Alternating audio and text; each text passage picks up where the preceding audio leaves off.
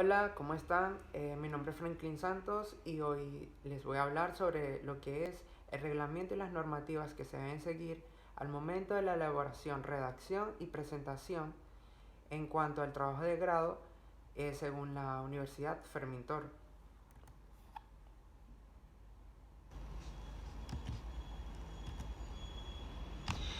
Eh, por primera parte tenemos lo que es el lenguaje y el estilo de redacción que se debe tener en el trabajo.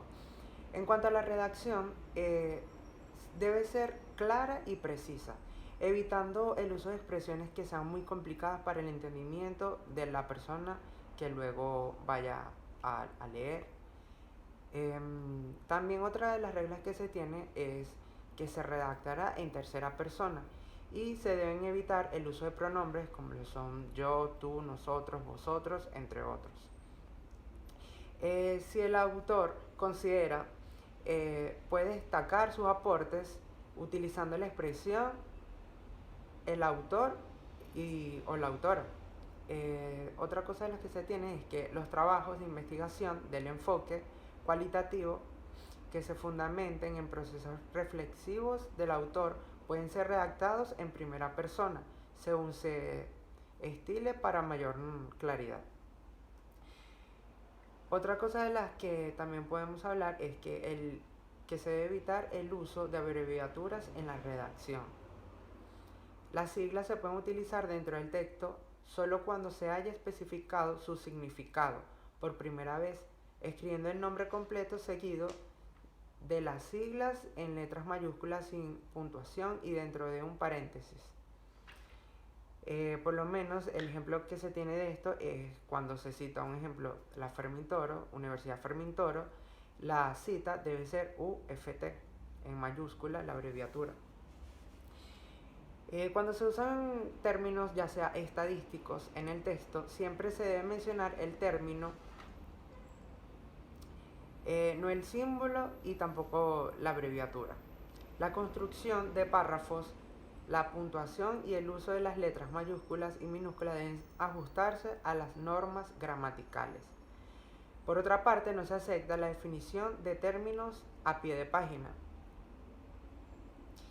Y la construcción de párrafos debe tener un mínimo entre 6 líneas y un máximo de 10 líneas. Y se estructura a 1,5 centímetros de espacio en interlineado y párrafos. La puntuación y el uso de las letras mayúsculas y minúsculas en los párrafos deben ajustarse a normas gramaticales. Y para destacar una palabra debe hacerse ya sea en negrita o también se puede usar, cuando muy raro, una cursiva que hace que destaque. Y bueno, la primera vez y eso siendo la primera vez y no en mayúscula sostenida. Por otra parte tenemos el material y aspectos mecanográficos. Para la presentación del documento se realizará o se utilizará eh,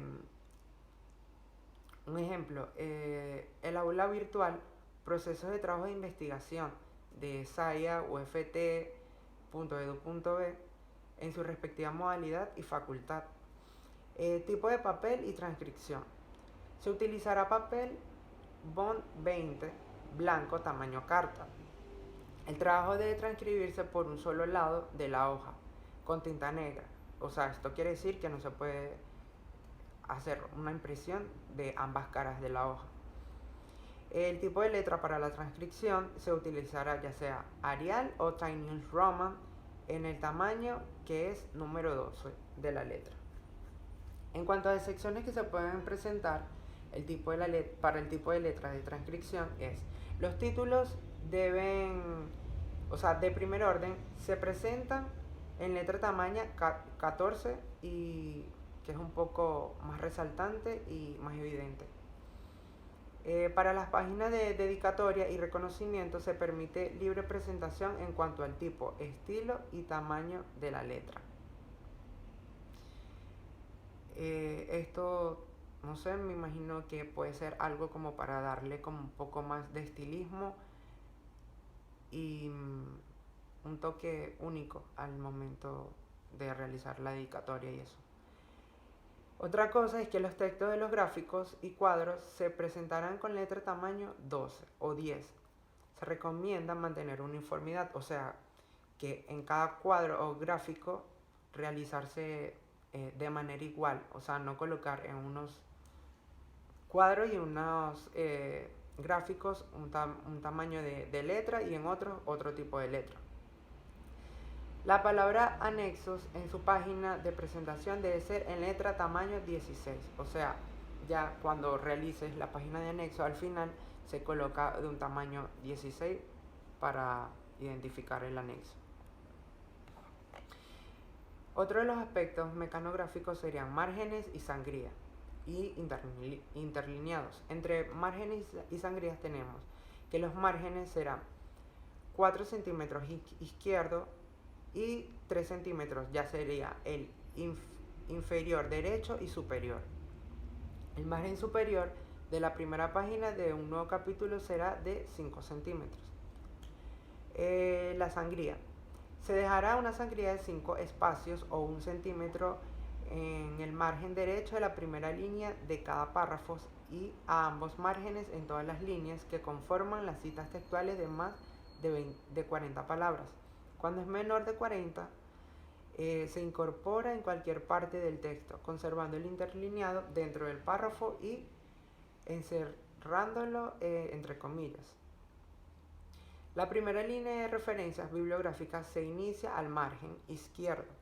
La segunda y demás líneas que lo conforman deben guardar una sangría de 2 caracteres o el equivalente a medio centímetro, o sea 0,5 centímetros para que destaque el apellido del autor.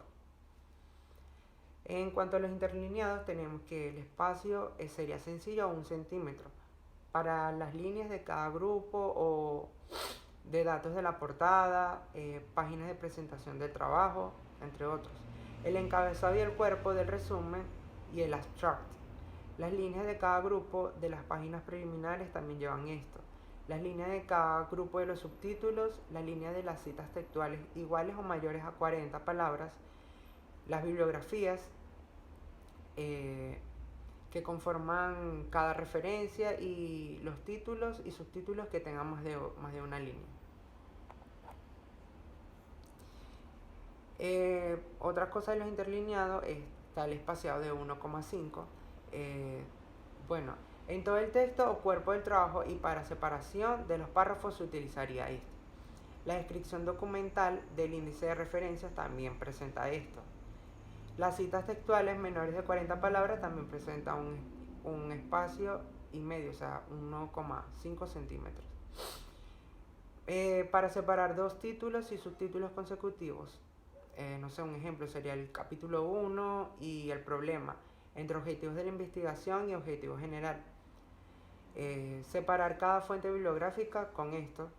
El índice general para separar el título con la abreviatura pp y cada vez que se va a escribir un subtítulo se utiliza esto.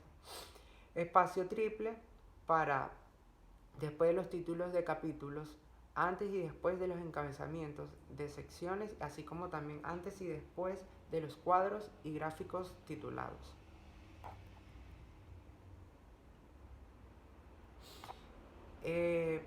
Otro de los aspectos mecanográficos que se tiene es la paginación, ubicación y contenidos en serie.